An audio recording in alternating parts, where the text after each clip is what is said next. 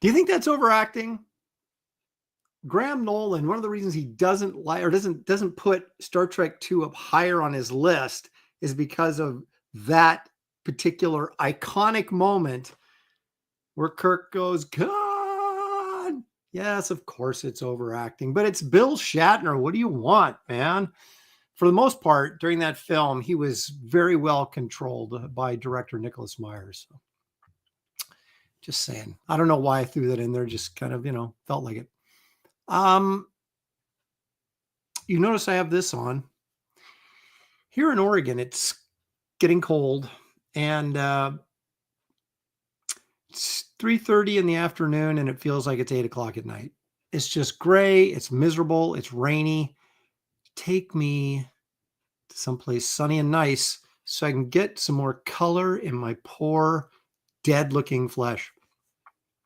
Welcome, everybody. It's time once again for Aaron Live. I'm, of course, Aaron, and this is, what is the date? Oh, my goodness. It's the 24th of November, 2024. We are days away from Thanksgiving. Now, because I have kids, my eldest, my son, of course, is married and has a baby. And of course, now he has in-laws. So you kind of got to split holidays between the two in-laws. I remember doing this all the time when we had both sets of parents still with us. We would, do Christmas Eve with my parents, Christmas Day with Shelly's parents, or Thanksgiving. Maybe sometimes we'd get everybody together. Other times we might do it on 2 different days, or we'd switch every year.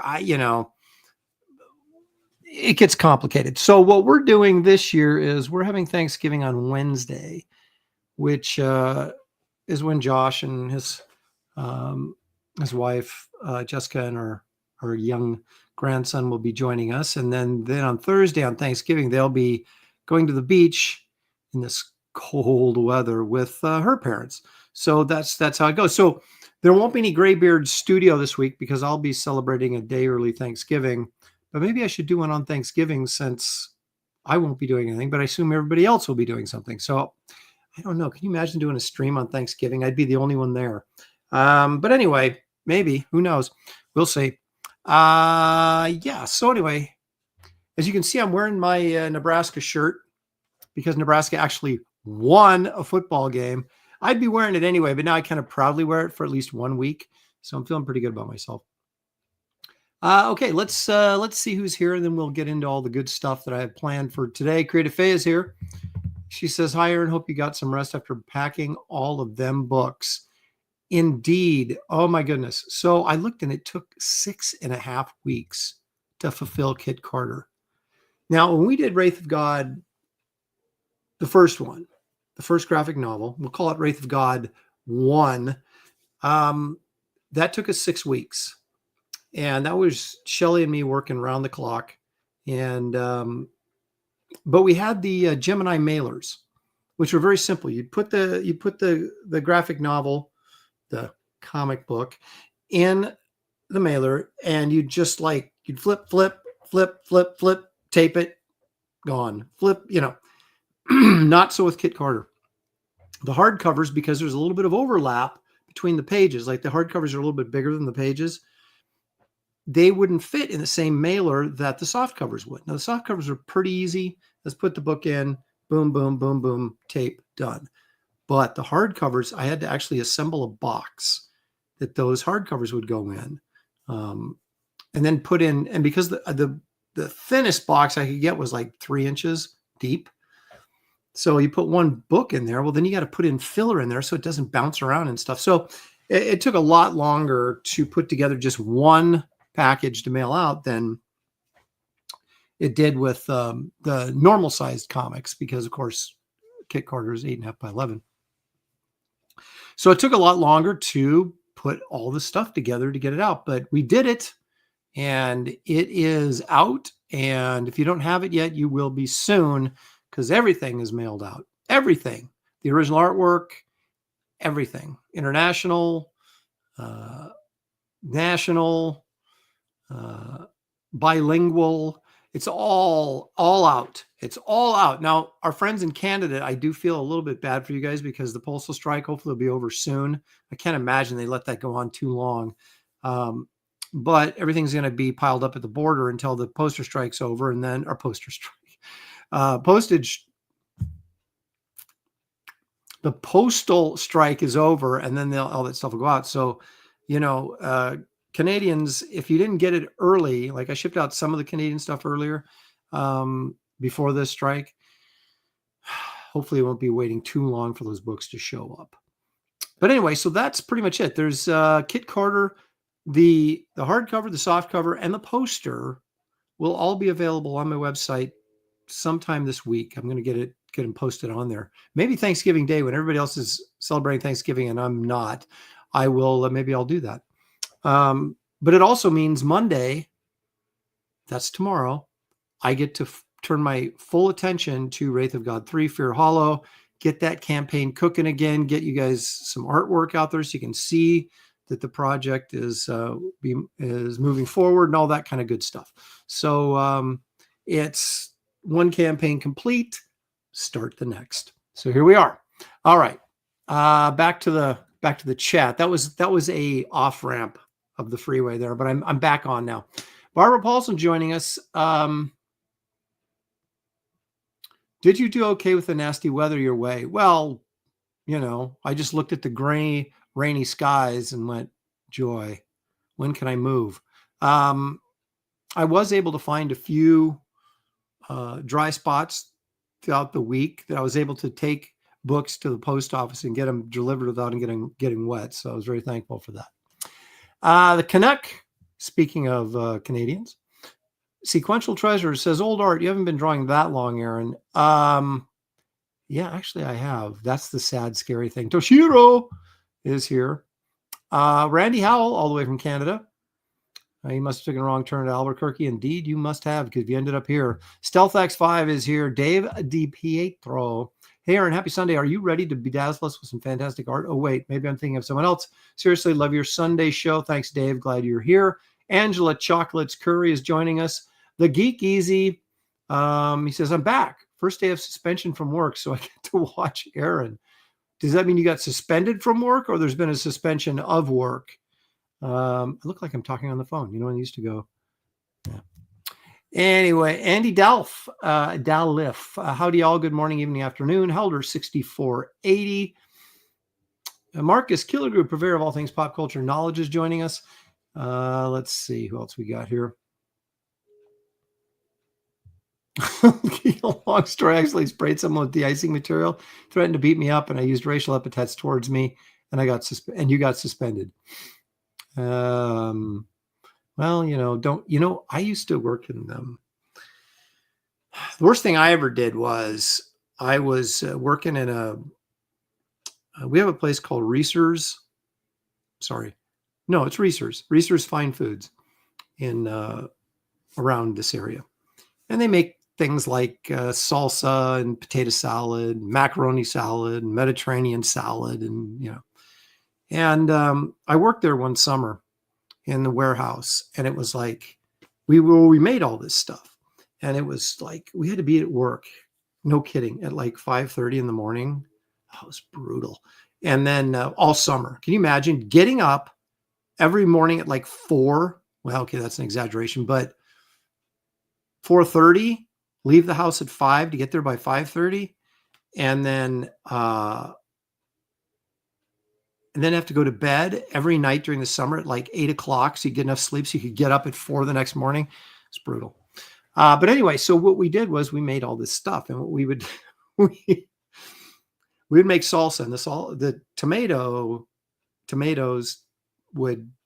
stewed tomatoes, I guess, would come in these huge oil can drums, right? And we'd have these big winches that would come down. We'd hook a belt around it, lift it up, and then dump it into this big mixing vat, right? So this young guy was working. I was in between college, meaning I had gone to college for a couple of years, and then I was transferring down to USC. So I was kind of in between. So I was, 20. I knew better. But anyway, so this young guy from high school was working, and I sat there, and because it was so cold there, you'd always layer up and have 2 or 3 layers on. And I was sitting there taking salsa tomato and just flicking it on the back of his shirt while he was turned around, and his whole back of his shirt was covered with tomato sauce. And I got in a little bit of trouble for that. But that's the worst thing I ever did. Actually, I never admitted to anything. And the boss was like, I know you did that. And I'm like, hey, I don't know what you're talking about, man. And no one ratted me out either. So I was in good with the working class then. But that was the worst thing I think I ever did at a job. That was actually a very good story. Okay, the Canuck is here. We already mentioned that. Quorum's here. Leg Kick is here because Leg Kick is almost always here. Quilth the Raven, Lewis Bright Raven sits down with steak and beans and veggies. Well, that timed out just right for a change. Oh yeah, you're East Coast by eating dinner, right? Bill Maxwell's here.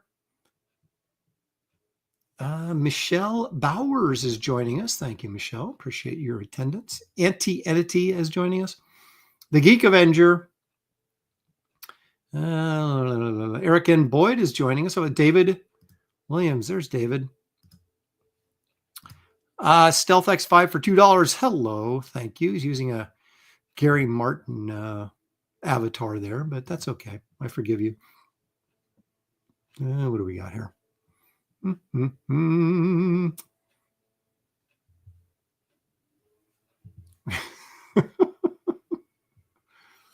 Lord Hinson, Comic Skater, says, Hail Lopez, please say there will be more Kit Carter in the future. It's so well drawn and such a fun read. Thank you. I make no promises about anything.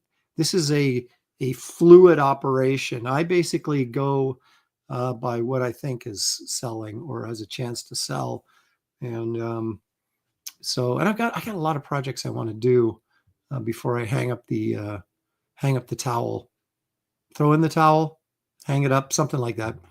JP Taylor, thanks for joining us. Didn't I just read that? Show Me Comics is joining us. Henry Jeremick is here. Eric Wart. Let's see who else we got. The Canuck says it was 79 degrees today at 3 p.m. after work. Darn it, I'm not used to this temperature in November. I'm Canadian. Too warm for him, huh? I want warm weather. It's depressing when you wake up every morning. Everything is gray all the time. Best Age Comics is joining us. Thank you. And the Past Master Dan is joining us. Thank you. Eric Ward says, Aaron, I cannot forgive the sweater. I'm sorry. I need a refund. So you're obviously anti-Nebraska. Does that mean you're Oklahoma or Texas maybe or somewhere else in the Big Ten? I don't know. Darren Wagner is joining us. Says he thinks he needs this hat. These are available. I got to get these up on the website too. I don't have a ton left, but I do have 10, 15 of these left. I think they're $18 plus I think $6 shipping or something like that. You can email me and we'll discuss. John Torado, Skull Nasher, Darren. Oh, Darren White. I just read Darren. Let's see who else we got here. Fox Mulder for 10. Have you seen the short film Unification that was recently released on YouTube? I believe it's supposed to serve as a fitting send-off to the character of Captain Kirk. I have, and I know a lot of people are like, oh, this is so wonderful and all that kind of stuff. I thought it was a perfect example of people celebrating technology without a real ability to tell a story very well. I thought it was confusing. I mean, I recognized a lot of the imagery, but I wasn't sure exactly what they were trying to do. And everybody's like, oh, you'll cry. It's all sentimental. And I was like, yeah. I thought it was amazing. It looked amazing, which also then terrified me to think, what are we going to be seeing from AI in just a few years?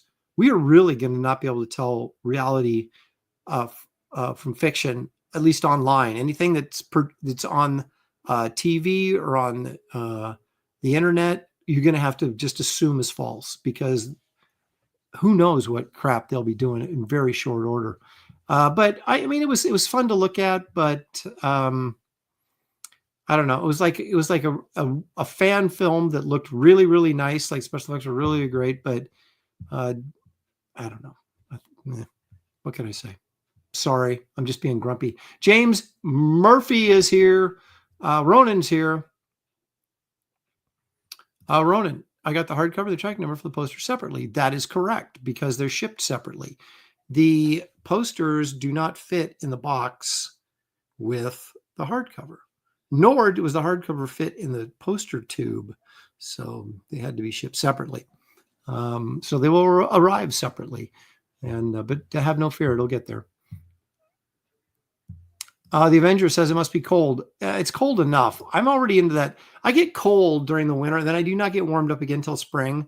So it's like I'm constantly wearing like 3 shirts, a coat inside the house because I just get chilled and I can't get warm back up. I want to go. I had to move to Arizona or someplace where I can just bake all the time.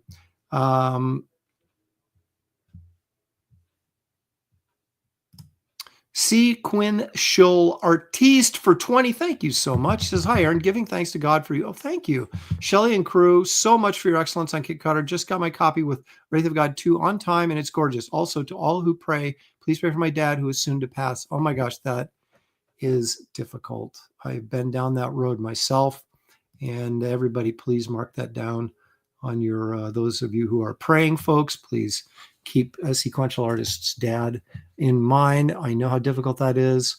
Bless you, my brother. Paulus Arts is here.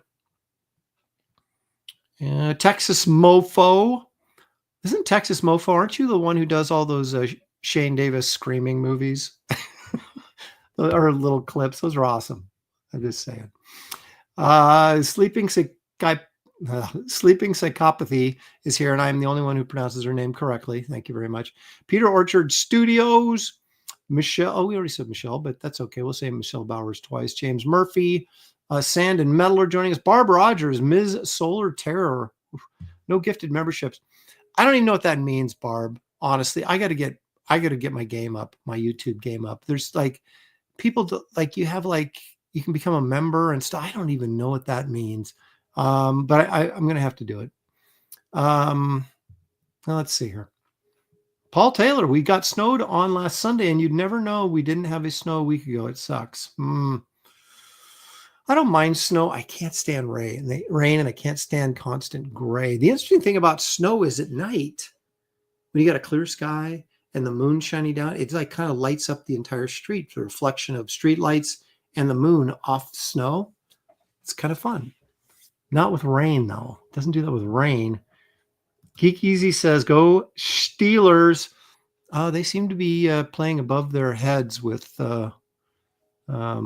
what's his face at quarterback, who went from Seattle to Denver and now seems to have found a home in Pittsburgh late in his career. Yeah.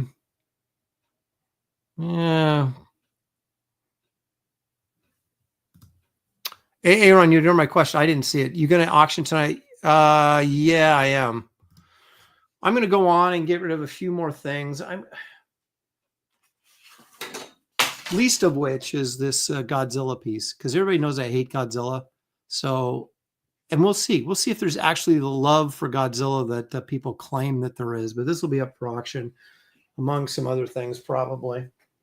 I don't know. I was going to do a cover, but it's like it scares me.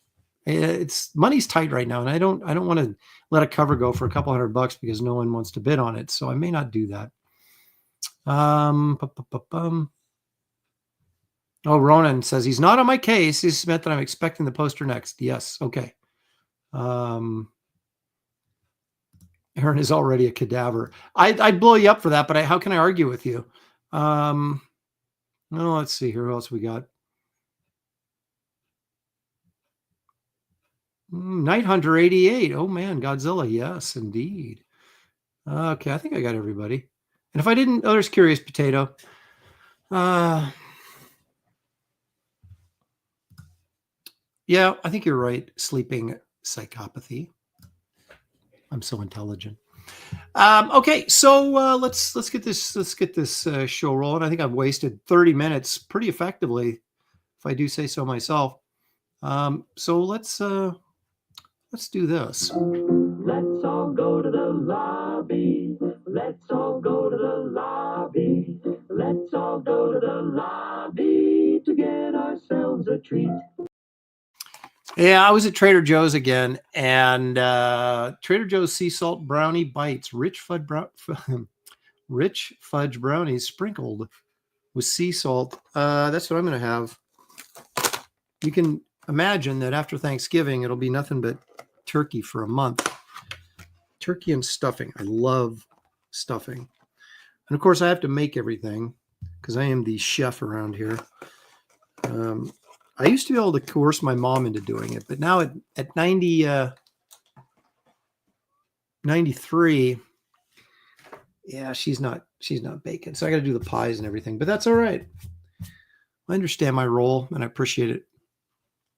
God, these are good. And they're cheap. They're like $2.99 for like that. It's cheap. At least I think it's cheap.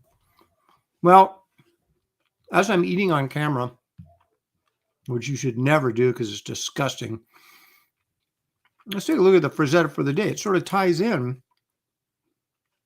to Wraith of God. Let's watch.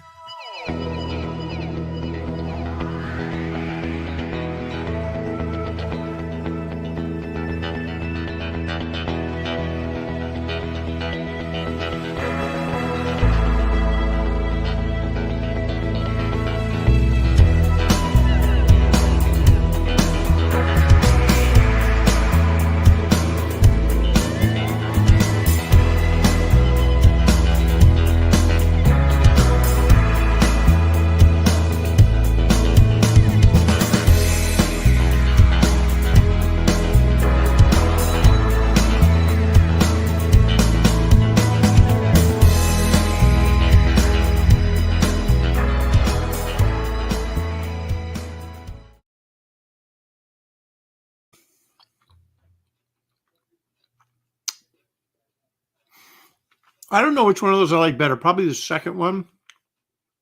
Now, did you notice that on the first one, you can actually see inside the Headless Horseman's neck? That's kind of gross. I would have shadowed that in. But anyway,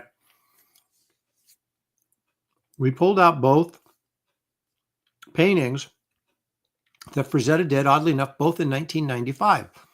So did he do one and not like it? So we did another? Was he commissioned to do two of them? Was he just feeling it? I don't know the answer to that. But there they are. Actually, I like both those paintings. And considering they're 1995, which you're getting very much to the tail end of Frazetta's career, he was in his 60s, those are still pretty good pieces. So I like them both. And of course, I have a campaign called Wraith of God 3 Fear Hollow that features the Headless Horseman, and that is kind of why I brought those in to kind of segue into this. But first, Randy Howell for $2 Canadian. Thank you, Randy. You can do a Frazetta homage cover for Wraith 3. Yeah, you know what? I should do a painted cover and throw it up for 24 hours if I ever get it done. It's not a bad idea. Then I'd have 5 covers. You know, at some point, it's like, how many covers are you going to do? That's the problem, at least for me.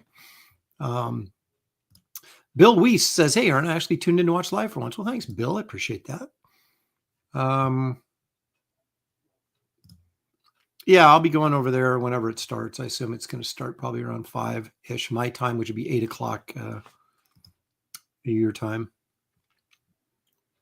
Paul says, I only want one cover. I'm old school that way. Yeah, but I have to do multiple covers to sell enough books.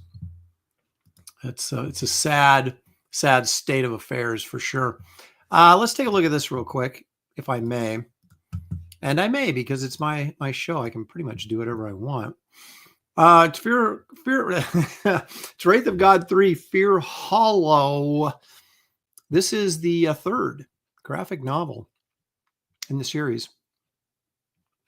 The Wraith and Esther head up to Cranestown, New England, where 20 years earlier, the Wraith, as a youth, encountered the Headless Horseman. And he's going back.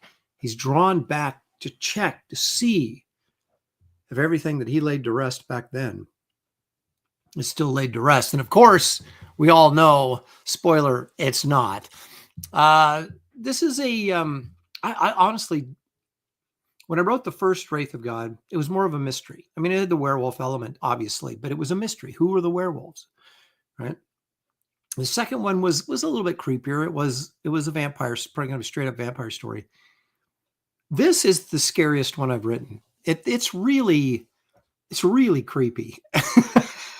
And it's not, overly violent or any. It may be less violent in terms of depiction and gratuitous than the previous two, where there was a fair amount of bloodletting. But it's just really, I don't know. This is a creepy story.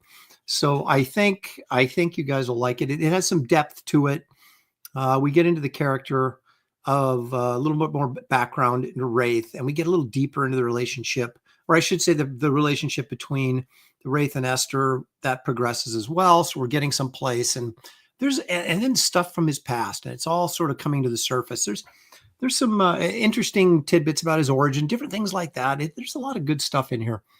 Now you can get, Paul Taylor, he's only going to take one cover, but don't let that discourage you from getting all four. There are 4 cover options. This is the main one. This, of course, is the EC variant that kind of pays tribute to the 1950s horror comics, EC, which oddly enough stood for educational comics. Then, of course, you have the 1972 Marvel homage variant cover, with the box cover that we all, those of us who lived in the 70s, or maybe you're collectors of older books, would remember these covers. Gil Kane did a ton of them. So everyone I do sort of has a Gil Kane vibe to it, very much like this one does. It's not a ripoff of any Gil Kane cover. It's just the vibe, man. Then, of course, the great Chris Stevens painted this cover for me. It's fantastic. So there's just lots of good stuff. Now, can we get this campaign to 100,000? Yeah, I know the unspoken word here is this campaign right now is about $30,000 behind where my other ones were. So not a very well-kept secret. So this has to get to 100,000 before I can afford to include David's story. He's done a few pages, but I've got him on hold until, if and when we hit 100 to get this Empirus origin story. That is another one of my Empire Comics characters. But you can see it looks really, really cool. So hopefully we'll get to 100 and David will be able to do this story for us. You can get the Wraith of God Nouveau print. You can get the Roughs Volume 3, which is 48 pages of layouts. That you'll see the page layouts from the graphic novel. So it's kind of like pulling the curtain back to the process. So these have always been really popular. This is the 3rd one. You'll get a nightclub shot glass, or you can get a nightclub shot glass. This is the 4th in a series of 6 shot glasses to include the entire set of Empire Comics titles. We have Wraith of God, Garbage Man, Kit Carter, and now the Nightclub. Those previous 3 are going up on my website as well. Wouldn't that be great if I could get all that stuff on my website this week? Wouldn't that be great? I'll try. Poker chips, you can get a set of 3 poker chips, commemorative poker chips here. Or I should say, and you can also get Wraith of God 1 and 2 if you've missed out. Now, Wraith of God 2 has 4 different covers. Blood Hunters has 4 different covers. I have all of those available through my website, but they're a little bit more money. If you want to order one through this campaign, you just do it. All you can get is Wraith of God cover A, which is the wraparound cover here. And it's a little bit cheaper through the campaign than it is on my website. But if you get it on my website, you can get it right away. If you order it in the campaign, you have to wait till fulfillment, which will probably, I'm not even going to say. I'm shooting to get this book done late spring, early summer. Hopefully that will happen. And then hopefully there won't be any crazy printing delays like we experienced with Kit Carter. And we'll get this book out in a timely fashion. So anyway, I will be working on this full time now that Kit Carter has been shipped. And I'll start sharing artwork with you guys as we progress through it. Anti-Entity for 5. Love my hardcover. Kit Carter. Great job, Aaron. Thank you, Anti-Entity. I appreciate that very much. And thank you for supporting the campaign. Aaron, will you have a show before the 9th of December? That will be my 3 years anniversary without a drink. Congratulations. Let's see. Will I? Excuse me. Let's see. December 9th is, I have a doctor's appointment on the 9th. Let's see. Yeah, there'll be a Graybeards on Wednesday the 4th. I leave on the 5th to go see my daughter down at college. She has a dance program that I'm going to go see. And then, of course, the evening of the 9th will be Comicsgate Kings. So I'm sure I'll be on that as well. So there you go. I don't know if that exactly answers your question, but that's the best I can. Kiki says I have to change that pic. It's horrible. No, I have not redone the Keown shirts. I don't know if I've done them like a couple of times. I've sold a lot of Keown shirts. If there's 50 people that want a Keown shirt, I would do it. I'm thinking about doing a Bisley shirt as well. So we shall see. I just have not. It was really an unfortunate situation that these campaigns overlapped like they did, but I was afraid. I don't like to release campaigns too close to the holidays because then people have money going to Christmas presents and Thanksgiving and everything else, and don't have the money to spend on the campaign. So it's just I think it's a bad idea to release too late in the fall. So I had to get this thing out before so it ended by mid-October, which is what we've done, or near the end of October, I guess I should say, or 1st of November, whenever it ended and went in demand. And unfortunately, because of the delays with Kit Carter, I've been working on that while this has been live, and so it's kind of split my attentions. But like I said, now we're back at it, so we'll hopefully do really well in demand on this. And there you go.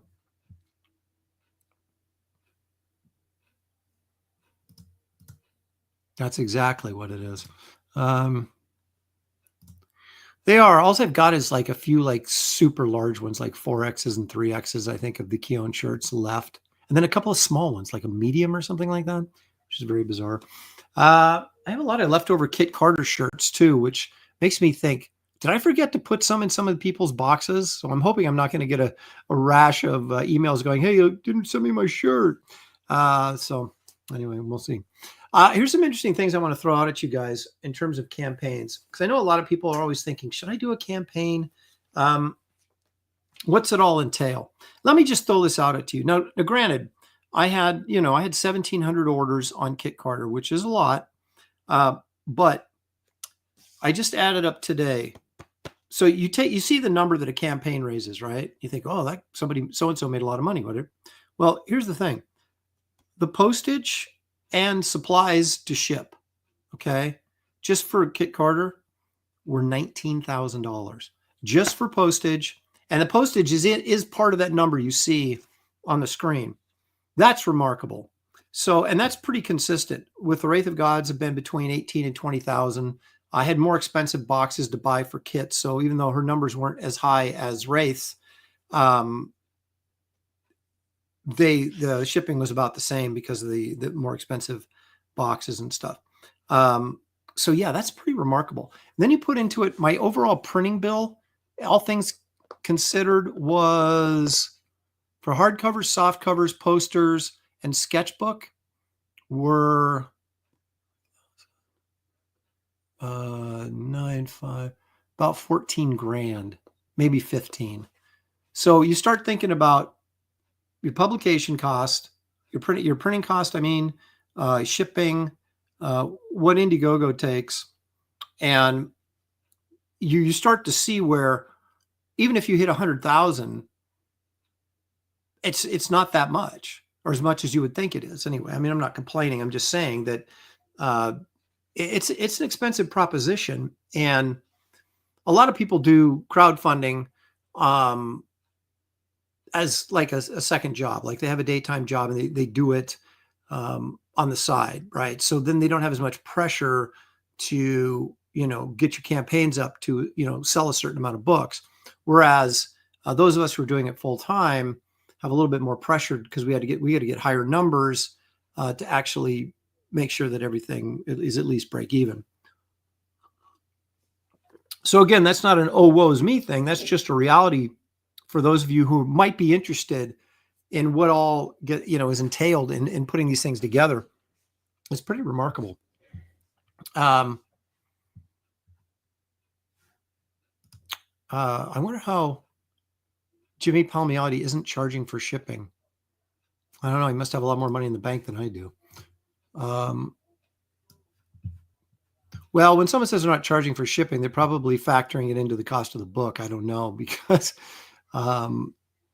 that's especially international. Whew, I feel bad for you guys that even in Canada, God, the shipping is unbelievably high. Like a Kit Carter Completist box. Let me throw this out you. A Kit Carter Completist box that had the poster in it, all the books, shot glass, T-shirt, and an original head sketch of Kit. Those boxes were about like that, but a little over about 4.5 pounds.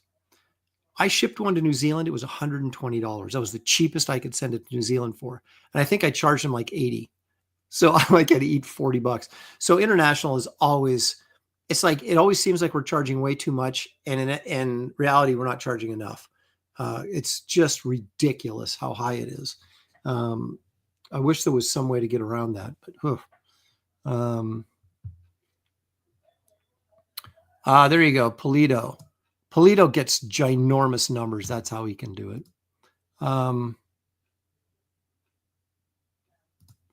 Parker Luck. What's that, Matt Bird? Hey, Aaron, I just wanted you to know that I got my copy of your Kit Carter graphic novel just yesterday in my mailbox yesterday. Thank you. I'm glad it got there. You haven't read it yet, but hopefully you'll enjoy it. Everybody seems to like it, and that is just warms my heart. Because you never know. You write something. I think I'm more vulnerable as a writer than I am an artist. If people criticize my art, whatever. I've been doing it for 30 years. But when you write something, it's more, I don't know, maybe just because I haven't written as many things as I've drawn and I'm more sensitive, but it's like if people go, this story sucks, you're just like, no. So thankfully that hasn't been the case yet. So we will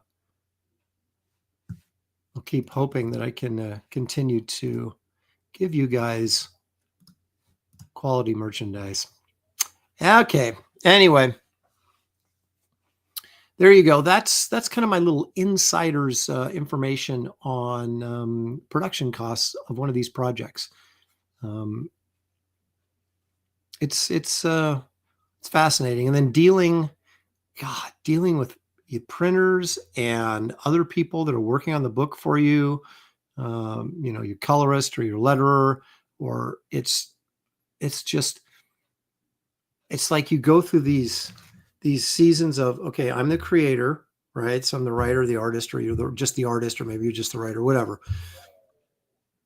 But then you have to become the editor, right? And you got to go, well, I got to hire a colorist, or I got to get the letterer, I got to get a proofreader, got to go through these steps, and then you're still, your proofreaders inevitably miss stuff, so then you got to reread it, and then they got to reread it. Anyway, and then you get to your printer, right? And while you're still waiting for someone else, say, to finish the coloring or the lettering, and the printer's ready for the books, but you're not ready to get it there, and then you miss your slot, and then you add another month onto your, oh God, it's definitely advantageous to be split in two and be able to, have 2 or 4 arms or something like that. Creek Avenger for 10. Buy Aaron's stories, folks. The books and perks are awesome. They're on time. He builds his own business without tearing down others. His talent and polite manners deserve our attention. Gosh darn it, I'm the most polite guy. Thank you, Geek. I do appreciate you saying all that stuff, though. That's fantastic. I appreciate it. Okay. So what am I doing? Let's do this. Now, I'm not doing top 5 for a while because somebody had suggested to me, said, hey, Aaron, can you go and do like your favorite covers from the different eras? And I've done a little bit of that here and there. In fact, I think I did like top 10 lists a long time ago on my blog. Might even have done it on this show. I don't know. But what I'm doing now, instead of doing top 5, I'm just going through and taking a look at some of the covers that kind of stood out to me each decade. And so there's no particular number. I'm just going to throw out some that I like and caught my eye, and we'll talk about them a little bit. Eric Hutfolds is correct. Don't believe the act. Aaron is truly a monster.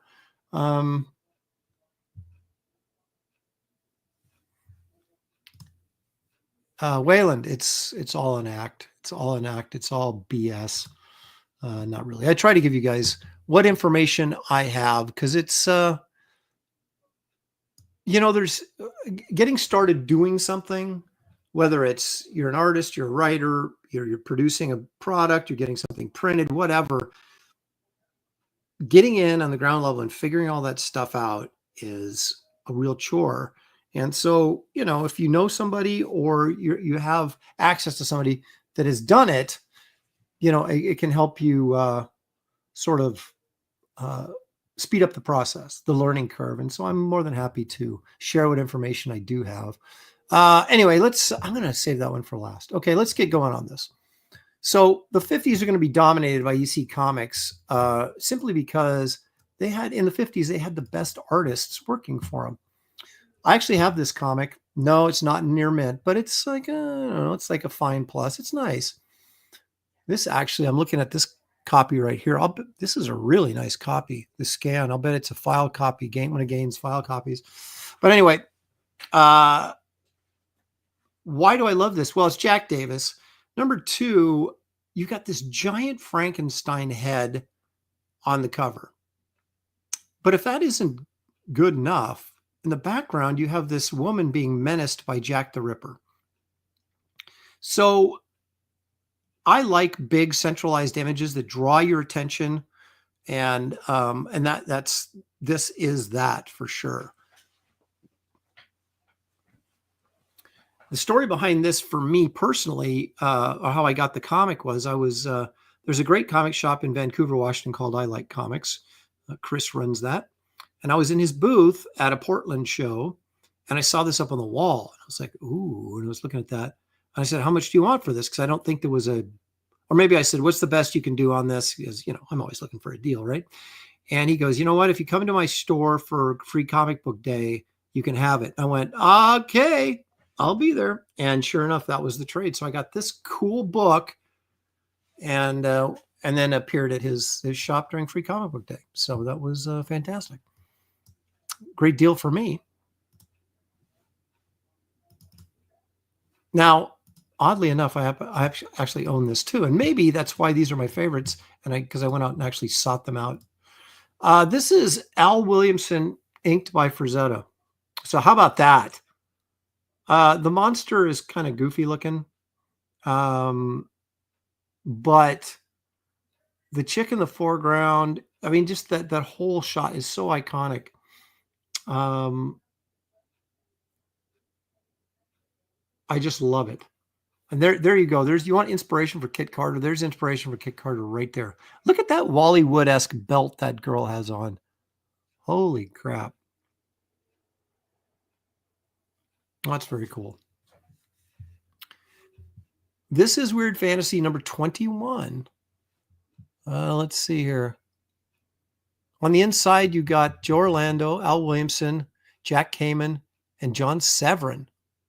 Of course, like I said, Williamson and Frazetta on the cover, and a Ray Bradbury story in it as well. Look at that belt. We were trying to figure out, I think on Graybeards, who created this sort of tech look. Was it Frazetta or Wally Wood? But it was actually Wally Wood did it before Frazetta did. So we can only assume that Frazetta was borrowing from Wood. I mean, it doesn't really make any sense, but it looks cool. It's got all this kind of bumpy, weird tech on it. But anyway, again, another great, big, centralized figure. I don't like busy covers because I just think they turn into white noise on the newsstand or in the comic shop, wherever, and they get lost. But if you have a strong central image that with nice color, it's going to draw your attention, and that's what you want because you're trying to sell the book. Here's another EC. Why don't we just do all ECs? And again, Frank Frazetta. Now, I've told the story on this one before. I want to get this book. I still have not found a copy that I could afford at the right condition, at the right price, but keep looking. So this was a Buck Rogers cover and never got used. And that was for a different company. That wasn't for EC. So Frank then took off Buck Rogers' helmet and turned it into this. And they used it at EC for Weird Science Fantasy number 29. Very iconic cover. I love that streak of red back there in the sky. And just the illustrative nature. I mean, there's people in comics that aren't drawing this well now, and this was in the 50s. I mean, of course, Frazetta's Frazetta, but I just love his stuff.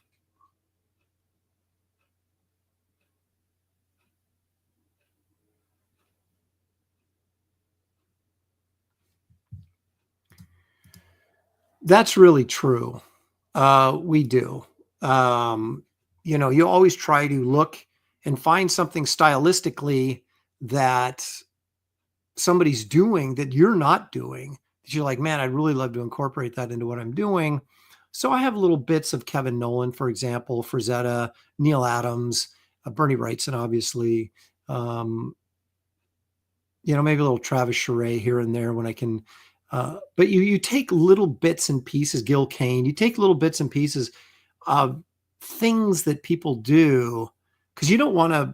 I've never been one that really appreciated artists who would like completely ape another artist and basically recreate their style. It's kind of like, that guy, Frazetta's Frazetta, let him be Frazetta. Now you be you. Now you can certainly take inspiration and things, maybe how he lays his line work down or different things like that, and incorporate it into your work. And then it becomes this refiltered through your brain. It becomes your own style, but obviously you have influences. So there you go. But this is a great cover, one that I don't own yet, but hopefully will someday. Now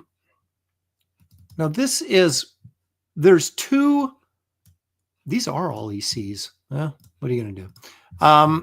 It's my list. I can put whatever I want on there. This is iconic.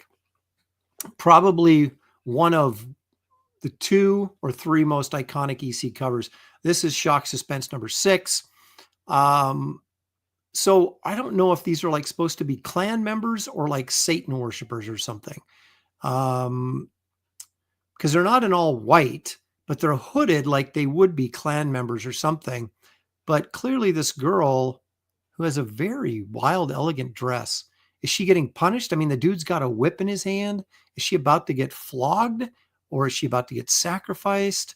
I think it's probably sort of a loose interpretation of the Klan without it actually being the Klan. But I think that's sort of the message here. But again, this is Wally Wood kicking butt. This is I don't own this book, super expensive just because it's such an iconic. What are they saying? She's drenched in something? No. That's her dress. That's like her little see-through dress thing she's wearing. See all the folds and wrinkles here in the top? So she's not drenched in something. That's like her gown. But it's like, would they kidnap her from the ball or something? I don't know. Or is that like her ritualistic dress she must wear before they whip her? I don't know. Crazy stuff. But again, a very sort of, can you imagine this being on the newsstand and you're like a 12-year-old kid and you see this and take it home? My mom would have had a seizure.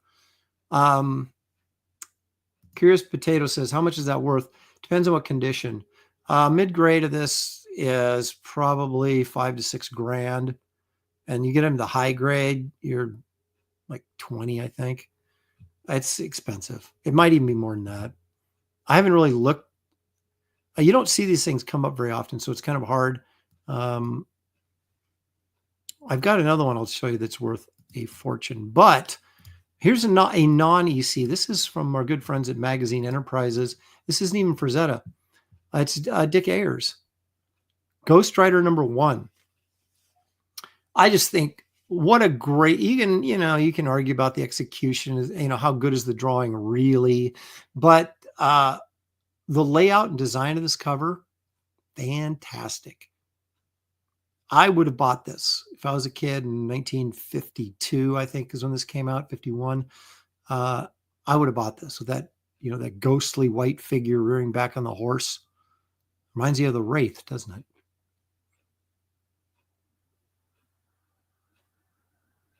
There's Duck Bacon. Thanks for joining us, Duck. John Porton is here. Sean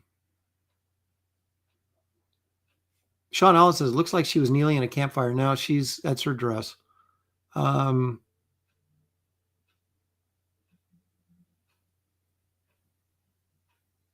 Bub66 says 12-year-old me would have stared at that at the store, but wouldn't dare take it home. It was funny. I think I bought one Ghost Rider comic, not the Western Ghost Rider, but the, Flaming Skull when I was a kid. I think it was issue number 9 where he was like fighting Satan. I snuck that into the house because I think my mom would have had a conniption if she saw that. Hey now.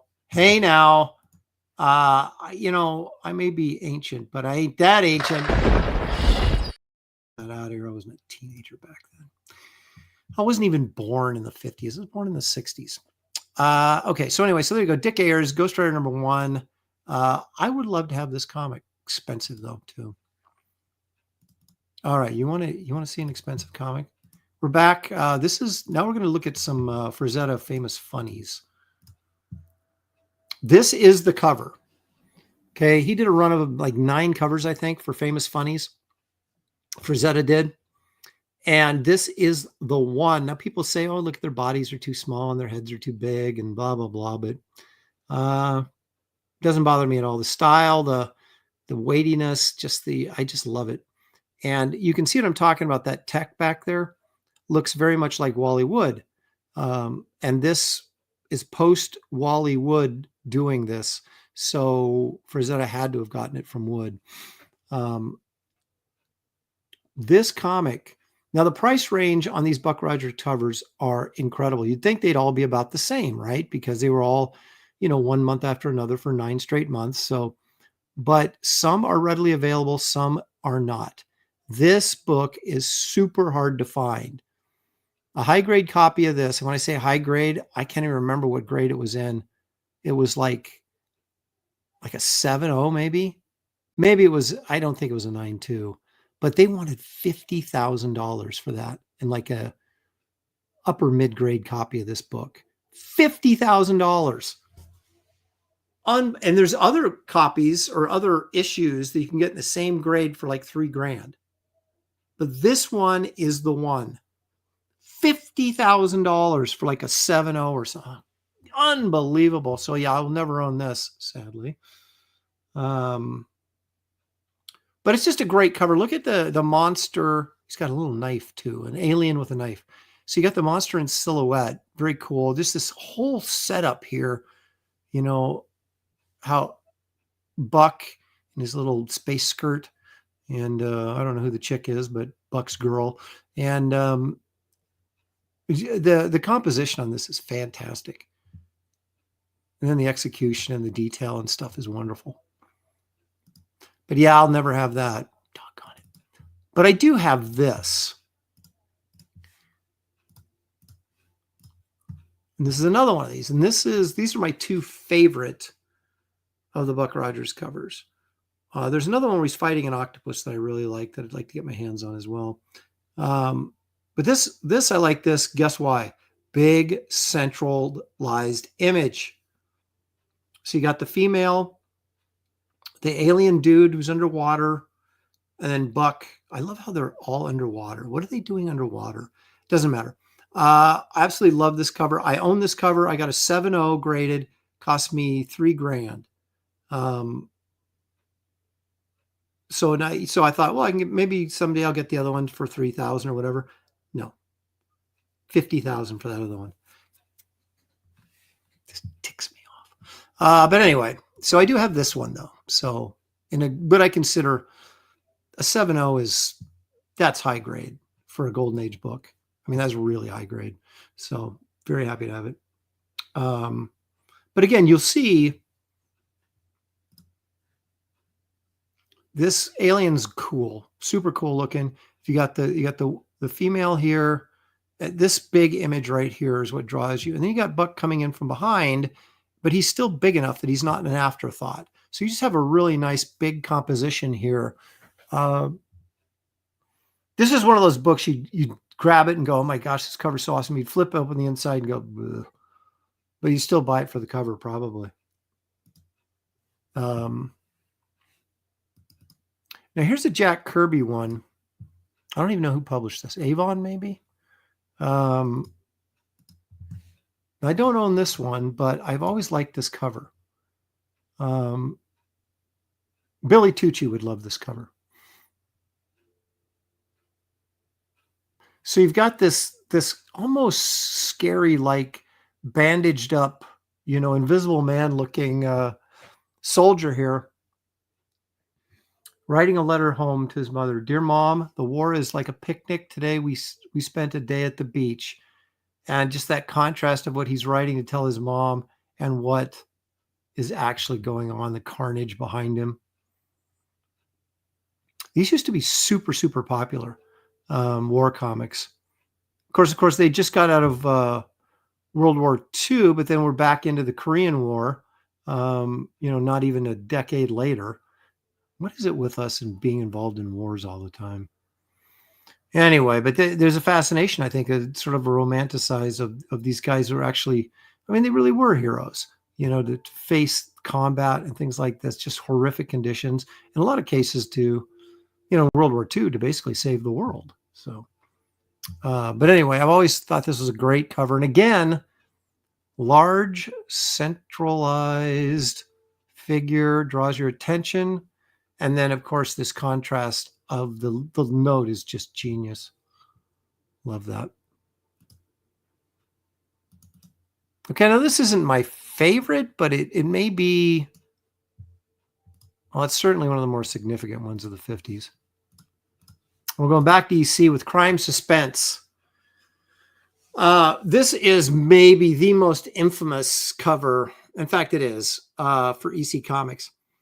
Now, a file copy of this from the Gaines estate was, I think he had a 9.4, and was being sold for 120 at auction. I think it sold just under $100,000 at auction.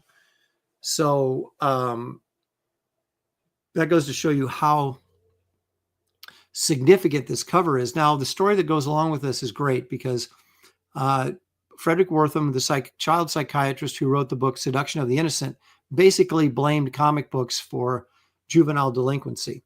And that's what ushered in the Comics Code. So they had these Senate hearings. And you could argue that covers like this and comics like this had no business being sold to kids. In fact, as a parent with a young kid, I don't have a young kid anymore, but I would have been appalled. I would draw something like this, but I'd be appalled if I saw it in the hands of a 12-year-old. So, there's kind of that dichotomy there of thought. But anyway, William Gaines, who was the proprietor of EC Comics, and his dad actually started comic books, or was one of the 2 or 3 guys that were involved in actually starting comic books in the 30s. And so Bill Gaines gets called in before the Senate subcommittee hearing on juvenile delinquency and the comics' effect on juvenile delinquency. And so he was asked specifically about this cover. And they said, Mr. Gaines, one of the senators said, Mr. Gaines, isn't this cover in poor taste? And Gaines said, no. He said, if I had shown the girl's bloody neck that had been chopped off, he goes, that would be in poor taste. I'm sure nobody thought that was funny at the time, but I think it's hilarious. So anyway, this spelt sort of the Comics Code was brought in, and so they couldn't do stuff like this and sell it on the newsstands anymore. So, or sold as comic books anymore for kids.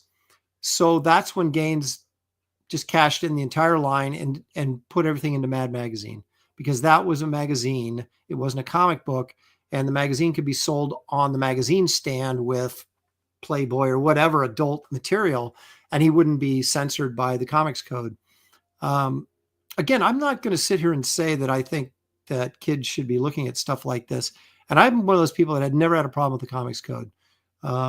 If you want to do crazy adult material like this, then it needs to be, I think, labeled specifically for that. And, don't let kids under 18 buy it. I mean, it seems pretty simple. But anyway, that's just me. I'm uptight. So, but anyway, there's some really, I think, some significant covers there from the 50s. So how about them apples? What else? Oh, I've got a really, I've got an intriguing story about our artist today that we're going to profile. But before we do that, let's take a look at some of my old art. I found some, it's not good, but it's interesting. And I think that's, it's not all we want is something interesting to talk about.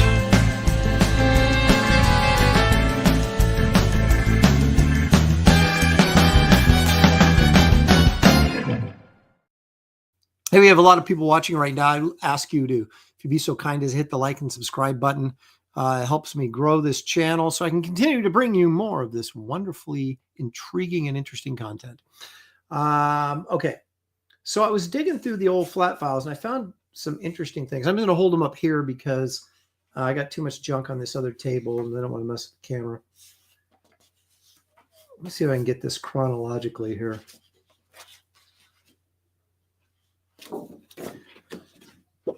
So when I was working on a book called Sludge for Malibu Comics back in 92, 93, 94-ish, in the second issue, this assassin was one of the characters, and his name was Blood something, Bloodsport. No, Blood Death, Blood Kill, Bloodsport. I think it was Bloodsport. Does anybody remember? Come on, all you Sludge fans. Was it Bloodsport? I think it was Bloodsport.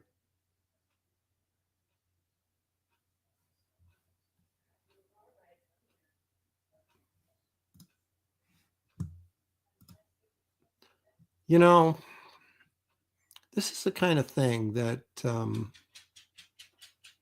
gets people in trouble on the show. Okay. Someone's asking me about EC Comics. Where was it?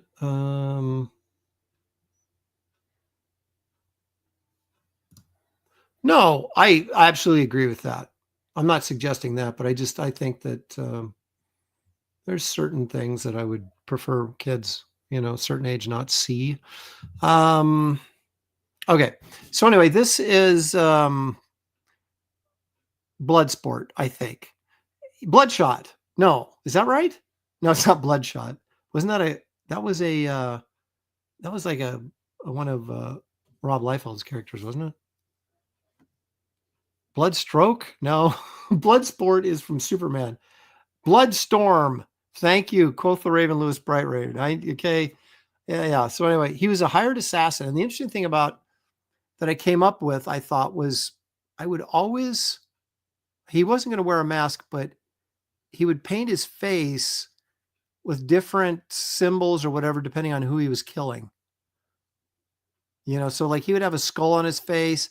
Then when he went after Lord Pumpkin, he had like a pumpkin face, or, things like that. I thought it was kind of interesting. So like I could put a mask on him, even though he really wasn't wearing a mask. But this is, as you can see, I went into great detail. Look, it has a red chainmail groin protector. That's important. As you can see, I did color notes and everything. Infrared unit eyepiece. I don't know if I ever used that. We might have dumped that because there's just so much garbage on him. Maybe that was there. I can't remember. Look at my made up gun. So basically there's this, image style assassin named Bloodstorm, apparently. Hey, there's Eric Weathers. Make sure you back Eric Weathers' Battle Brick Road. It looks like a very cool looking book. Anyway, so I pulled this out, the old file from probably 1992. I've got some more design work. Now, some of you might remember a book I did called Tachyon. That got canceled after 7 issues because it was so bad. I didn't write it.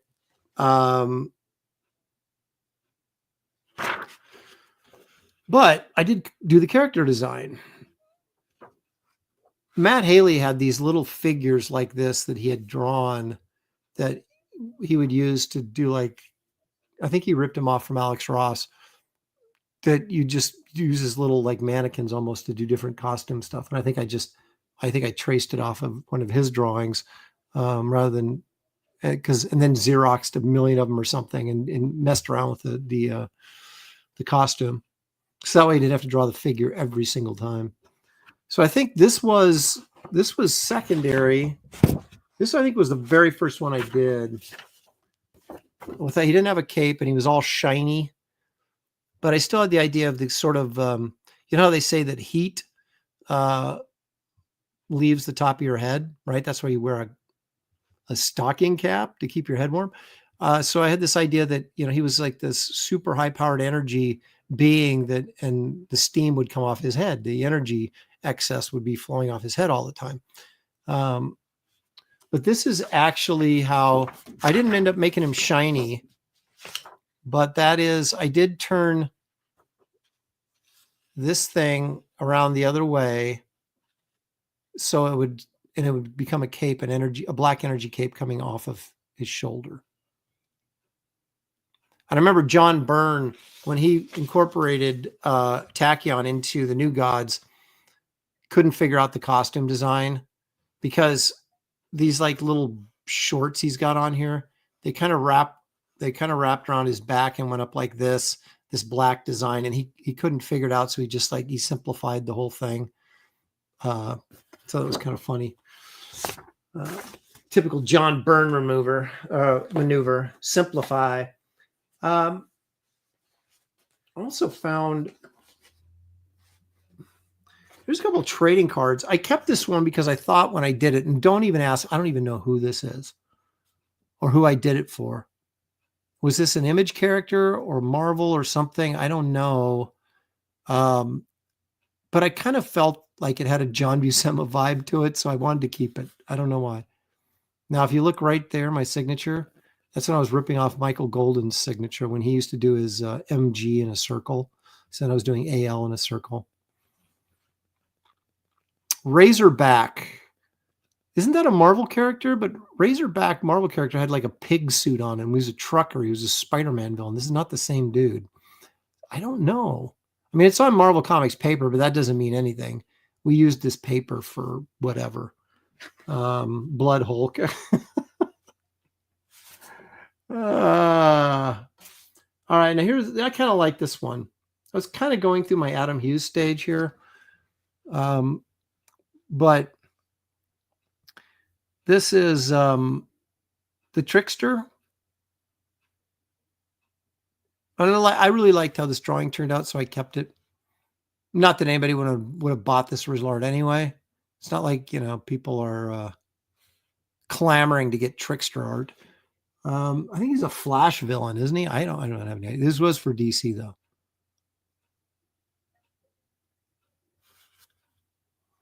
But I had just met Michael Golden maybe a year or two earlier, and I was really like, if you look at kind of the shading on the pants, the black pants down here, very Golden-esque.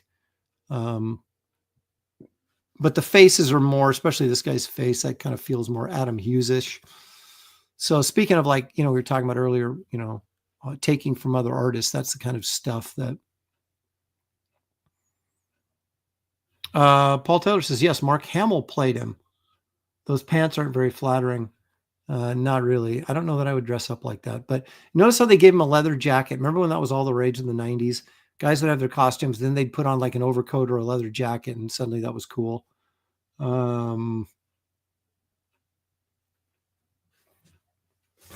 Anyway, so there's that. Now, I also did a lot of what I would do at conventions back in the day. This is back in 91. This is pre Malibu, right? So I hadn't even, I mean, I think I might have been doing What the for Marvel at this time. So I would do like black and white drawings, right, of whatever I thought was popular, and then I would like sell them as black and white prints, and then I would hand color the prints at shows for like dirt cheap, for like, $15 or something. I'd sell the print for $10, and then I'd color it for, $15, and so I'd get a hand colored print for $25. But that was my it's not a great drawing, but I was 91. I was just starting out. All brush inked, of course. I put my little 20th Century Fox copyright on there. I did not get in trouble. But like I said, not horrible. Not great, but not horrible.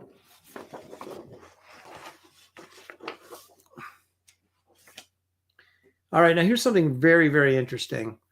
Gary Martin and I used to be in a studio together with a bunch of other guys in the 90s called Studiosaurus here in Portland. Terry Dodson, Carl Kiesel, Ron Randall, Matt Haley, Tom Simmons, Matthew Clark, Rachel Dodson. Who am I forgetting? Ann Timmons was in there. Anyway, there was a ton of us. And Gary was working on a book called Bloodshot. Here we go. Here's Bloodshot. This is for Valiant. And it was Sean Chen was doing the pencils, and Gary was inking him. And Gary needed help or something on a couple pages or one page or something to get the book done on time. So this is me inking Sean Chen. Now it says Martin up there because, Gary's the type of guy who would just steal credit. But this is me inking Sean Chen. The one page I did out of this book.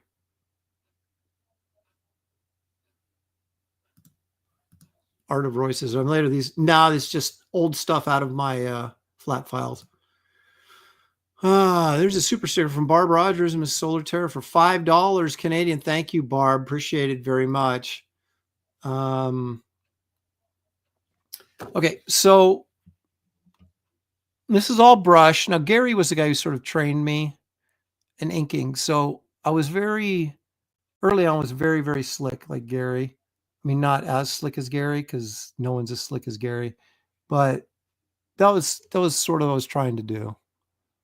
And then later I got looser because I wanted to get looser. And so I have a different approach now, but I did learn everything I learned pretty much in inking from Gary,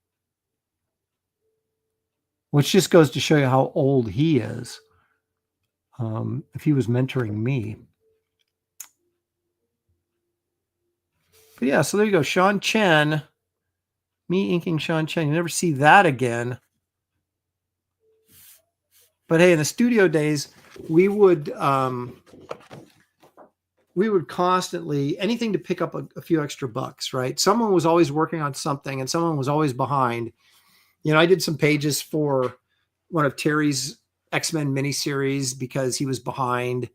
I inked some of them. I penciled some of them, some pages here and there to help him get caught up.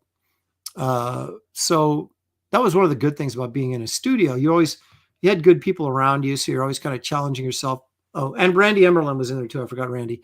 But you're always sort of pushing yourself because Haley was over there doing something really cool, or Terry was over there doing something really cool. And, and then you had Carl Kiesel, who was a writer and an inker, and Gary Martin, who was an inker. And so when you're inking stuff, you're kind of like looking over your shoulder at those guys. What are they doing? Rachel, of course, was an inker, and, so it was really cool. Unfortunately, it's just too hard to juggle that many personalities. I won't get into the frothy details, but we sort of had a breakdown, and that was that. But we were in there for about 2 or 3 years, I think. And we were able to get a lot of commercial work as well as comic book work to subsidize what we were doing. So, and like I said, if someone had a connection and someone didn't, sometimes this guy would connect you up with his connection and help you get work. And so it actually was fairly advantageous for a while.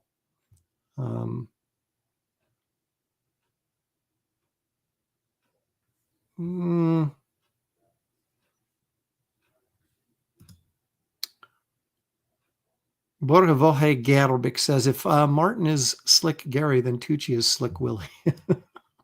Poor Billy. You see, I'm starting to, I don't know if you guys can see or not, but I'm starting to grow a full beard here because Tucci is growing a beard, right? And it's like, it's taken him so long. I'm like, dude, I'm going to grow a beard in 2 weeks just to show you how it's done. And so I'm going to keep this, beard till, phone's ringing, until January 1st, I think is the goal. I think Andy Smith is doing it too. I'm not sure. So we'll see who can come up with it. I'm not going to go like Kelsey or anything. I'm going to keep it trim so I look, like presentable, but I am going to grow a full one here. So I might do that just because I'm shaving it off. I might shave this and just leave the for like a day or something. But that would be a day. It would be it. All righty. Excellent. Look at that. 5 o'clock already. Woo! How time flies. All right, let's take a look at our artist of the week. This is a very interesting story. Or maybe I should say a tragic story. Well, let's find out.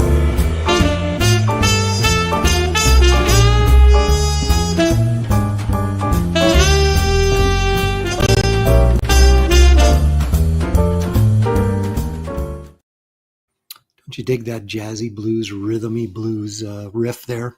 Okay. We're looking at Robert Meyers today. You're kind of going, who's that? Well, let me show you. Now, the interesting thing is there's not a ton known on the guy. He did full color, but he also would do these like kind of strange black and white or limited color that I thought were really, really cool. This is for a magazine story. He did a lot of work for Saturday Evening Post and other magazines and illustrations. Now in the 60s, he left commercial art and went in to do Western art about the same time. Well, I shouldn't say that because James Bama didn't start doing fine art, Western art until the 70s. But he was an artist in the 50s, 40s and 50s. And then in the 60s, he sort of saw the writing on the wall and felt that, commercial illustration was dying. And so which it was, not as quickly as he thought, but so then he went into Wyoming, which it seems like all these illustrators leave New York and go into Wyoming and to become fine arts Western illustrators, right? But we're going to take a look at his some of his fine art stuff, or pardon me, some of his commercial illustration work. Now look at this. This is really cool.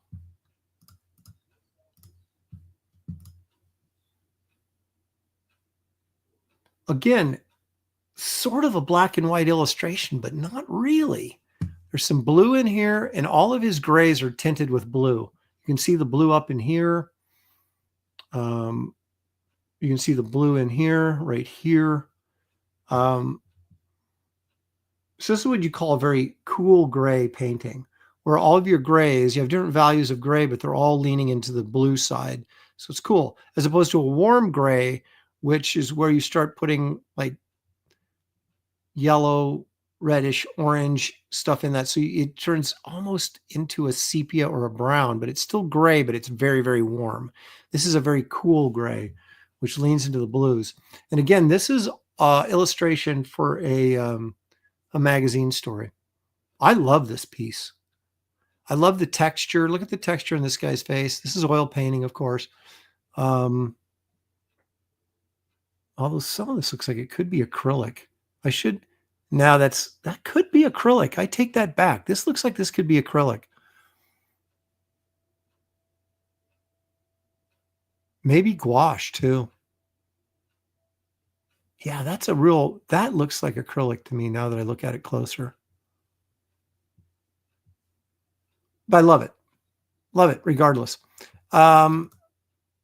Here's some color pieces. This cracks me up.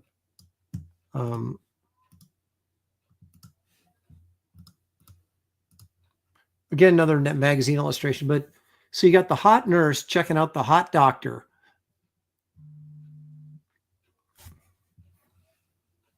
Now look at how the white back here blends in with the background. You got that girl's face helps shape where his back is, and then what she's holding, or tray or whatever. I just think that's great. She's kind of looking back like, ooh, look at the hot doctor. And she's like, ooh. But you see how these, this is going to get blurry if I make it up too big, but see how these highlights here don't really blend in. They kind of have a rough dry brush edge. That tells me acrylic, because that's how acrylics work. Usually the oil paintings will have a softer edge than that. I could be completely wrong, but I don't think I am. And it could be gouache too, depending on how he's laying it on there. But really pretty face here. I love the hair. It's Redhead's hair here.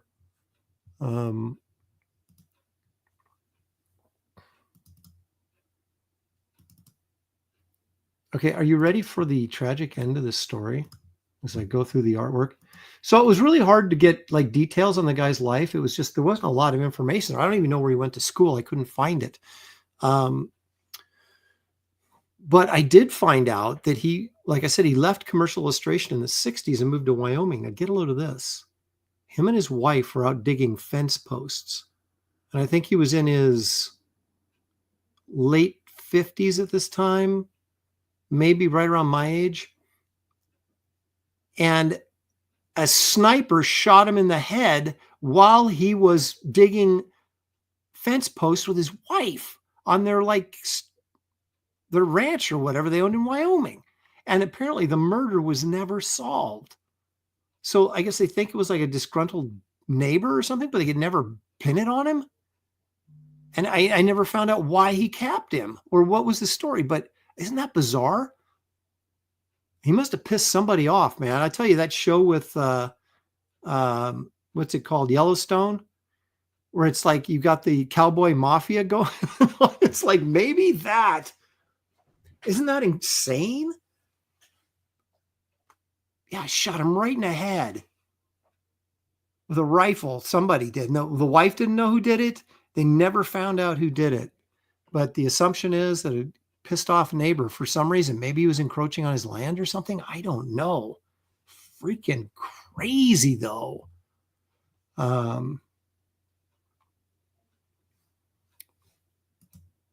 You know, I never understood this. Yellowstone Park is in Wyoming. Why is the show in Montana? I've never watched the show, so I don't know.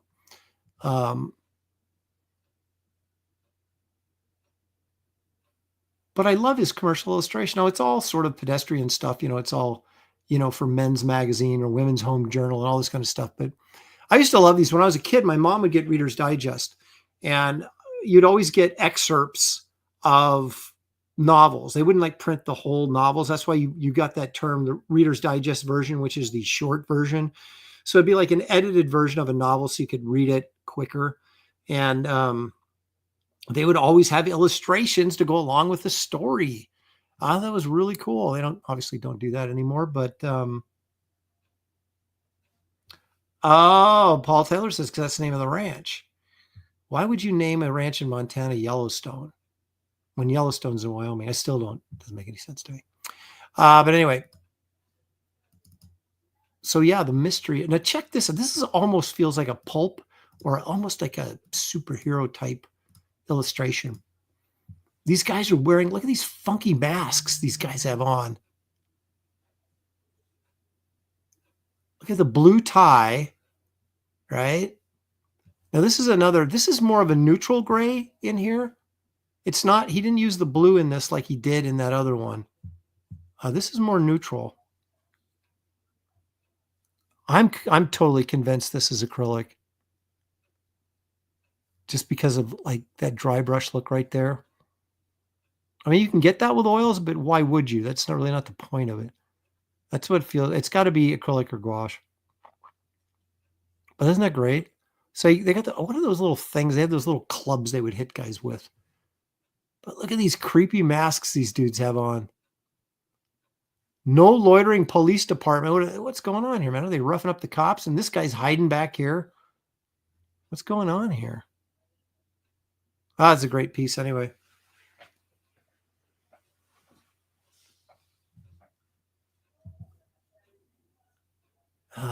The good old days when we used to get a job illustrating stories like this. Awesome.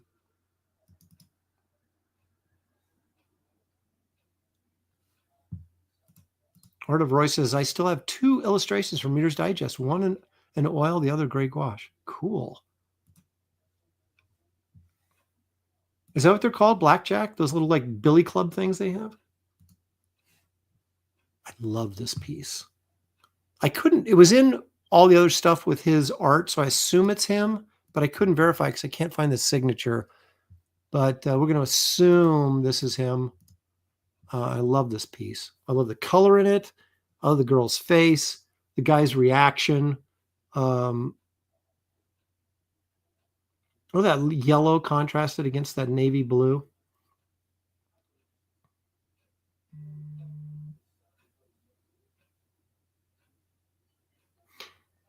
I love how, like, I'm not the only one. I like to color everybody's hair red because it's like red is when you're coloring, it's just like brown is of course I'm a brunette, Shelley's a brunette, most people are, but is boring to me. I like when I'm painting, I like to have like some more vibrant color. And so you can do that a little bit with red hair. You can do that with blonde hair. Even black hair, you can kind of get, really dark and then hit some highlights like he did here on her. Is more interesting looking than just plain old brown. But I love that red.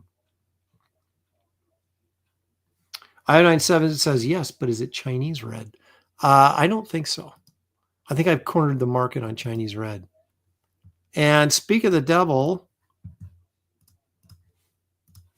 another redhead. It's just a way. Look at, he's got lipstick all over. I guess the guy's a pilot, right? I'm kind of curious what the story is here. She's dropping a quarter or a 50-cent piece or a silver dollar, something in his hand, or she's taking it from him. And this guy, look at him through his sunglasses, kind of looking at me. What's going on over there?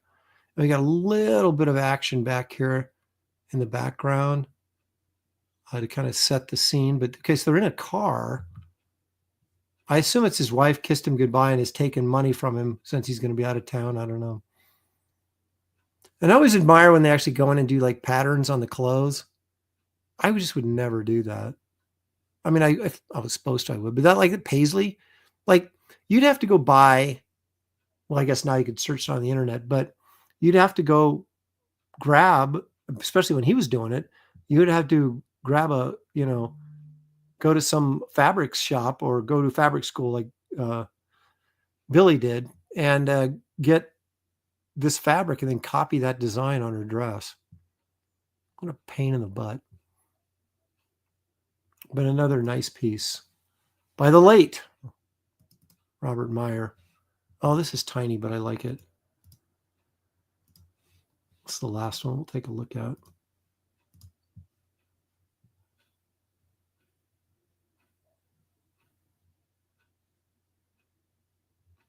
It's obviously a vignette spot illustration for probably a magazine story or whatever. Look at the platinum blonde hair. It's got a little bit of greenish blue in there, a little turquoise, I guess. Now, this is a nice way to do brown hair. He's got those darks in there and then kind of a little bit of auburn in there. So it's a little bit more lively brown. She's got this nice red dress, the red lipstick, and the platinum hair. I just love the composition of this piece. Simple, but very, very effective.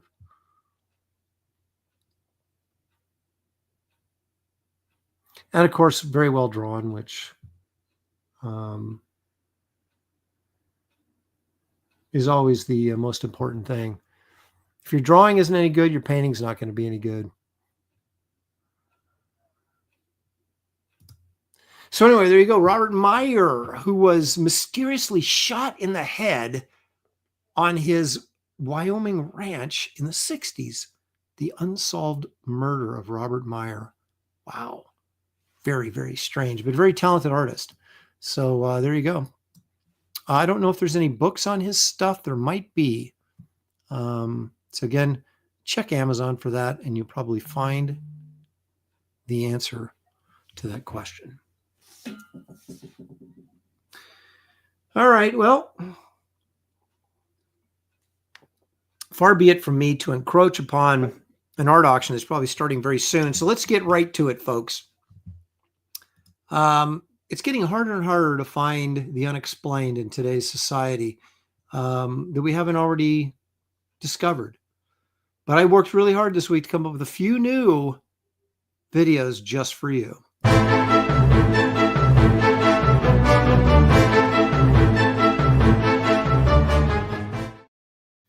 Yes, it's once again time for Not Finding Bigfoot. And as I cynically must say, we're not finding Bigfoot because there's no Bigfoot to be found. But maybe someday we'll find something that will change my mind.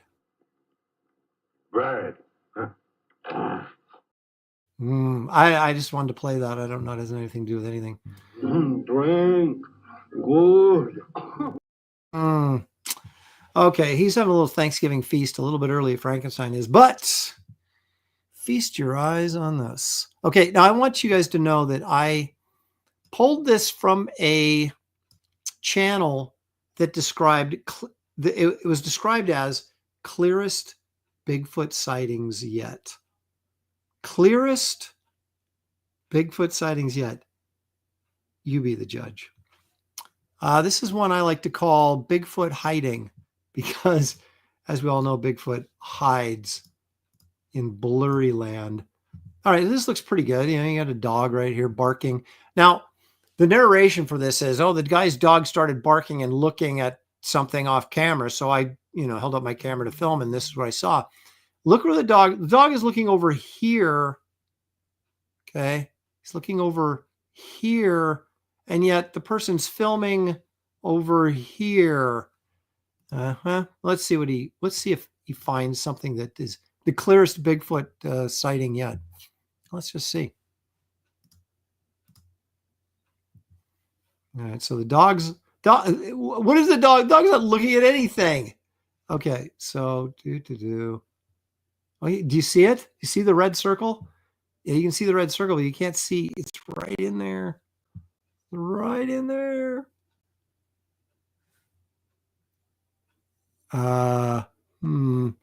Where is it? Wait, there it is. There she is, right there. Right there.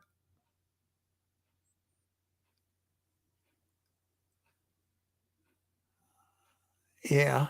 Thank you for circling that. Is that a tree branch? For crying out loud.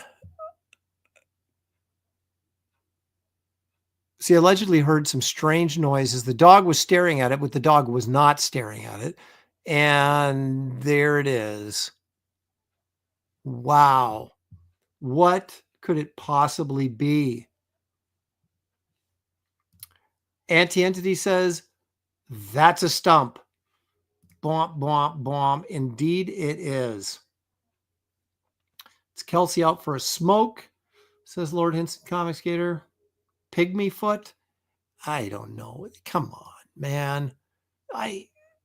Come on. Clearest Bigfoot film ever. All right, well, this one's got to be better, right? Off a site that says clearest Bigfoot ever. All right. We call this one Bigfoot in the Woods.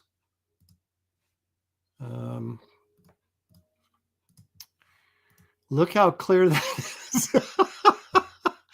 Wow. Well, let's look. Oh, there he is. Do you see him? Yeah, there he is again. I love how these people cannot hold the camera steady to save their lives. There he is. He's walking around back there. And he's circling around there. There he is. There he is. There he is. Oh, there's a good shot. Oh.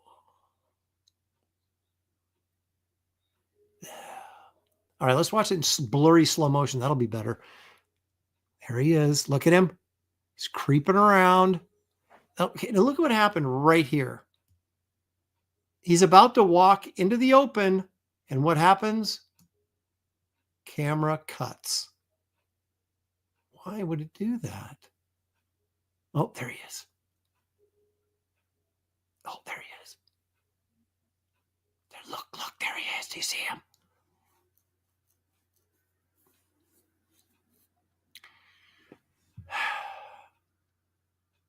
Is it that hard to, you know what they used to tell us in film school? Let me tell you what they told us in film school. They told us in film school, if you had to do a handheld shot, what you do is you lock your elbows in, holding the camera, take a deep breath, hold it, and film. And you can move like this, and you actually can do it pretty steady. This guy obviously was unaware of that technique. And so we're seeing something, more than likely his friend Bob in some sort of outfit.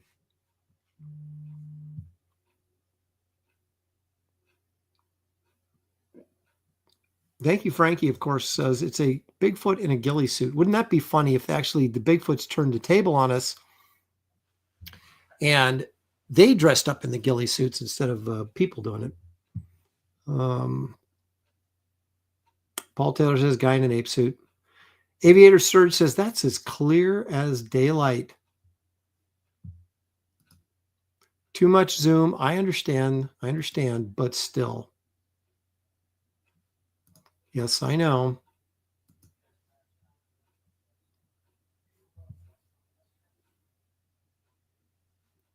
These are nice AI pictures, though. All right, so you have to draw your own conclusions about that. I've already drawn mine. Okay, Bigfoot or rake? Now, rake is not to be confused with a, what are those other white things called? The, I should know this because I do it on the show all the time. Those, doggone it, the shape-shifting things. What the heck are they called? Well, anyway, a rake is like similar to that, but it's not the same because, no, not a Yeti. Those really skinny, like Slender Man looking things. Doggone it, I can't believe it. Skinwalker, thank you. Creative Faye comes in, Iodine 74. Like kick clan members? No. Yeah, Skinwalker. Not the rakes are not to be confused with skinwalkers, although I'm not sure that there's what the difference is. But anyway, let's take a look at this. This, remember, clearest videos ever. Clearest videos ever. Oh, oh, oh, what was that? Oh, what? Look at how clear that video is.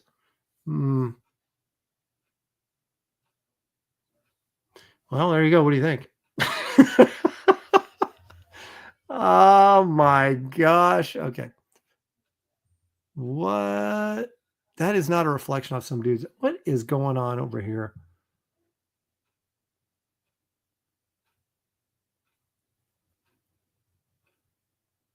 Is that maybe somebody? Yeah, that's what it was. It was this thing. Sure, it was.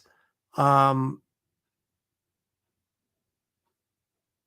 it's like, I love how they stand and they dip behind the bushes. Ooh, somebody saw me with their night vision camera. Oops, better hide. Oops, better hide.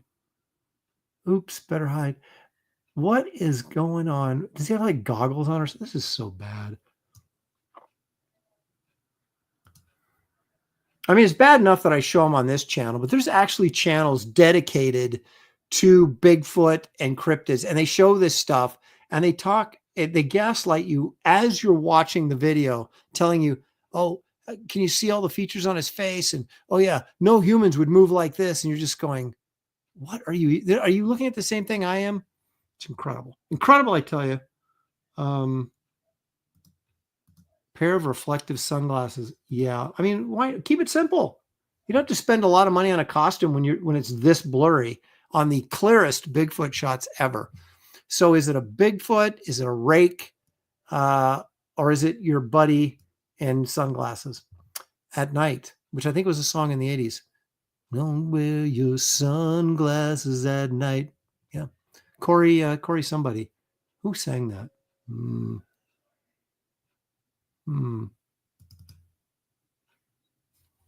Okay, now this is also this is the barely seen Bigfoot because, folks, you can barely see him.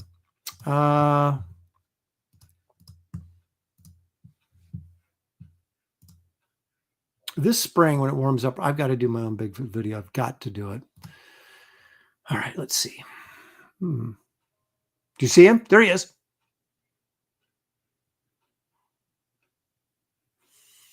That's pretty much it. Oh, there he is. That's a birch tree right there in the a bunch of birch trees. He has something in his hand, maybe like a stick or something. There he is.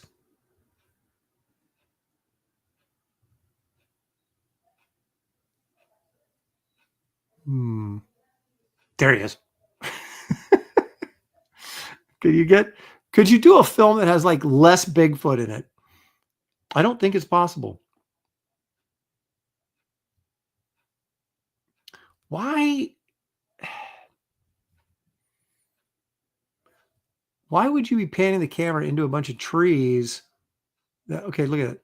This is in Mexico, and they claim there's this giant up on a hill. I don't even know. I was like, this is so dumb, I'm not even going to use it. But why would you pan into just a bunch of trees where you can't see anything? You can see them right there. Why wouldn't you be moving around this way, trying to get in this way, instead of just panning and he just disappears? You know why? Because that's your friend doing that, and you have to stop filming because he's now hiding behind the bushes.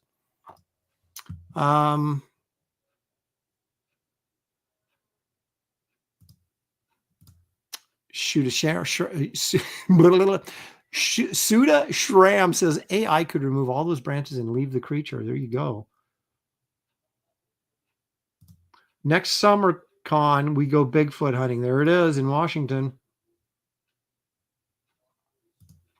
What's the difference between Nephilim and Rephilim? I know what the Nephilim are, supposedly, but that's footage of Bloodfoot, says Eric Boyd. Big Corin Kaiser Stone. Corin, how you doing? Those of you who may watch Graybeard Studio, you know Corin, he's one of our semi-regulars. Bigfoots are interdimensional beings that slowly evolved and are very primitive in intellect and anatomical structure. This is coming from a guy in New Jersey.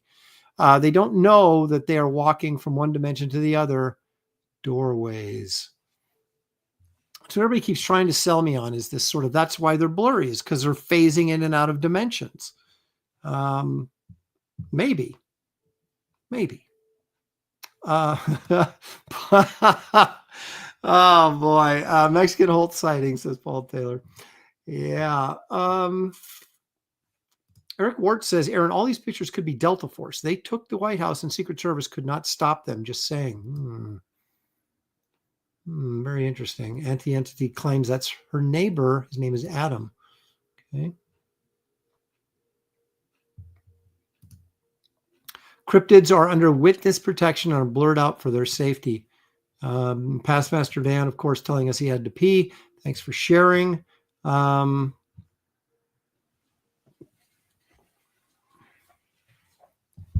So what do we really see? I don't know. Now we've got Russian Bigfoot. Now this one, folks, this feels more like it should have been in Todd Browning's movie Freaks back from the early 1930s. Those of you who know what I'm talking about will get the joke. Let's watch. So infrared, guys, just happen to have an infrared camera. And yes, ladies and gentlemen, it is legless Bigfoot in Russia. Legless Bigfoot crawling through the snow. I didn't know. Well, if he doesn't have any legs, then he can't really be Bigfoot, can he? A big arm, maybe, big hands, but not Bigfoot. So if you go to Russia, and you stay out of any place there might be a war zone, you might be able to film legless Bigfoot. Does this look like one of the like guys from Freak Show?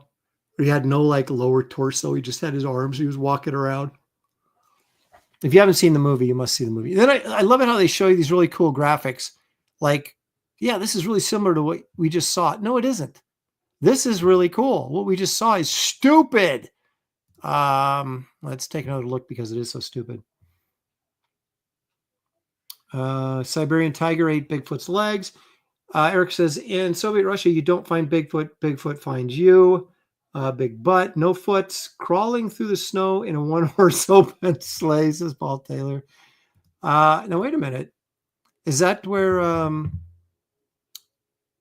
Borhovohe Garabik is from? Is Russia?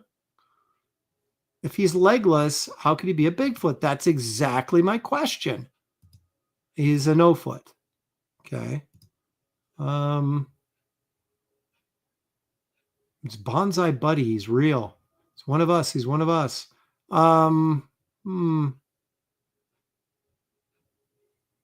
Walking on knuckles like an ape, says Paul Taylor. Now, Paul, of course, is our resident biologist.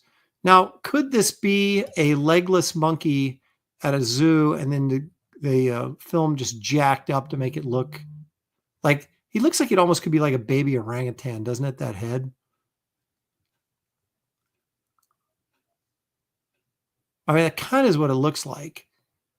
But again, where's his legs at? That's the real mystery here.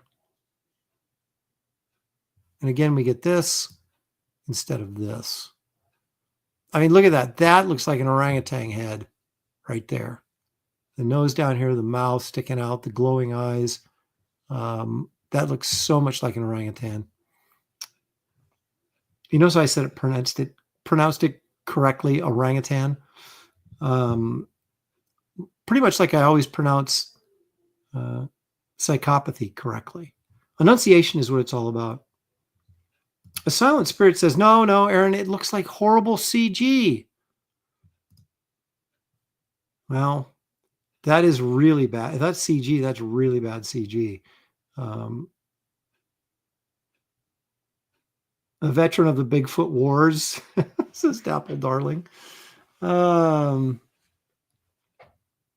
okay. Borvohe Garabik says, no, I'm from Serbia. It's from the movie you meant. Yes. Oh, I see. You're okay. You guys are quoting freaks to me, and I'm not even getting it. That is really, really bad on my part. Paul Taylor saying perhaps Dr. Zayas. It could be. It's one of the red ghosts apes.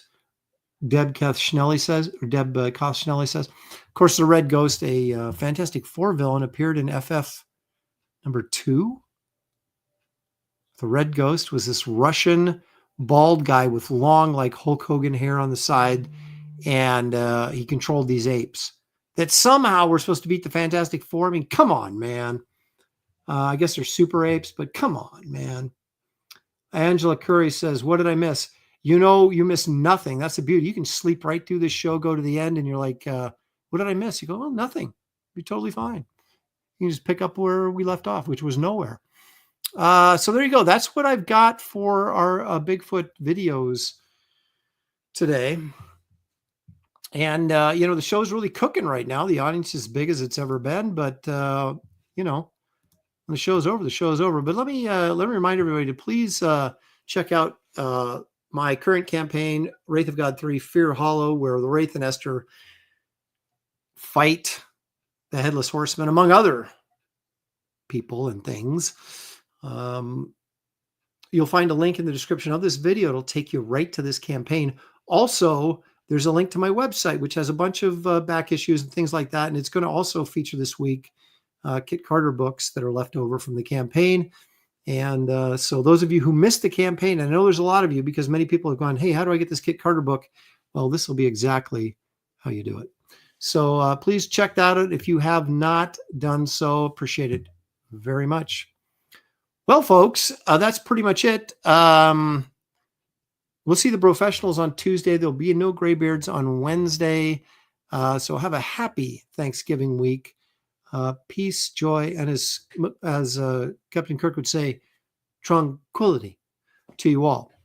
Thanks for joining me, guys. Appreciate the super chats. Appreciate the participation. I cannot do it without you, and I appreciate you being here each and every Sunday to enjoy good times with me. And so enjoy the rest of your evening, and take care. And maybe we'll see you over on Ethan's auction stream here whenever that fires up. So good night, everybody, and thank you.